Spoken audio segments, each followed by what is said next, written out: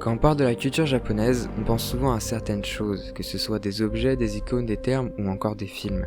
Cette série a pour but d'expliquer toutes ces petites choses que l'on peut voir un peu partout de nos jours.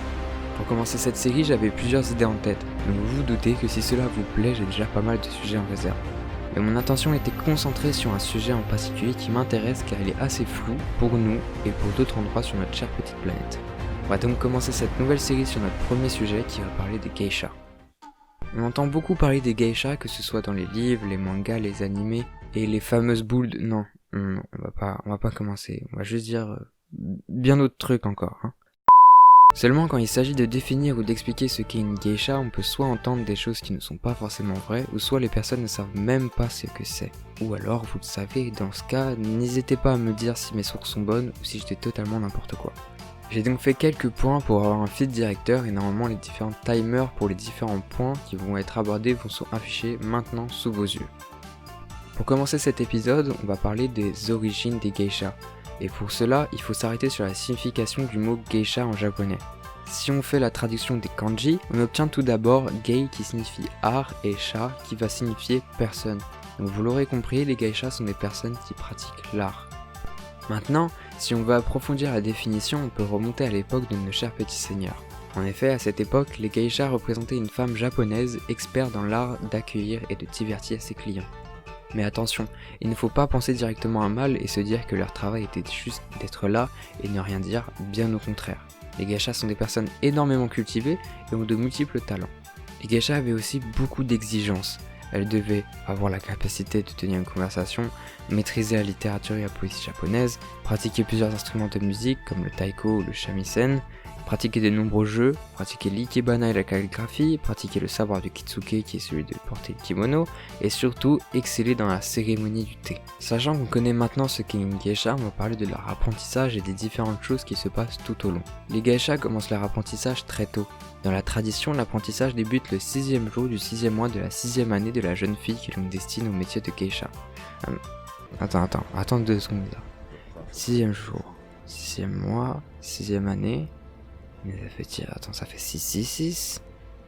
Ce serait donc vrai alors ? En général, les filles sont issues de familles pauvres et par conséquent elles obtenaient de lourdes responsabilités sachant qu'elles devenaient une source financière pour leur famille. Au sujet de la formation, elle n'était pas de tout repos, elle était longue et difficile afin de posséder toutes les disciplines en plus d'un comportement qui devait être synonyme de perfection. Pour devenir une geisha, il y avait différents rangs, ou plutôt si vous préférez, différentes appellations par rapport aux étapes de l'apprentissage. Tout d'abord, on avait les shikomi, les jeunes filles soumises aux tâches et corvées ménagères au service des geishas, ce qui permet de pouvoir observer les futures manières et disciplines qu'elles devront avoir plus tard. Ensuite, on avait les minarai, qui commencent leur apprentissage artistique et peuvent apprendre et approfondir l'art de la cérémonie du thé, sachant qu'elles sont assignées pour travailler dans des salons de thé. Ensuite, on passe à l'appellation de l'apprenti geisha, Maiko à Kyoto et Angyoku ou Hohaku à Tokyo ou dans les grandes régions japonaises. C'est à ce moment qu'une geisha va prendre une apprentie et va endosser le rôle de l'aîné pour transmettre savoir et aide tout au cours de l'évolution de l'apprenti. En plus de l'apprentissage au niveau artistique, la geisha va aider l'apprenti pour trouver un nom à ses qualités et c'est à l'issue d'un examen et de la cérémonie du mizuage que l'apprenti devient une véritable geisha.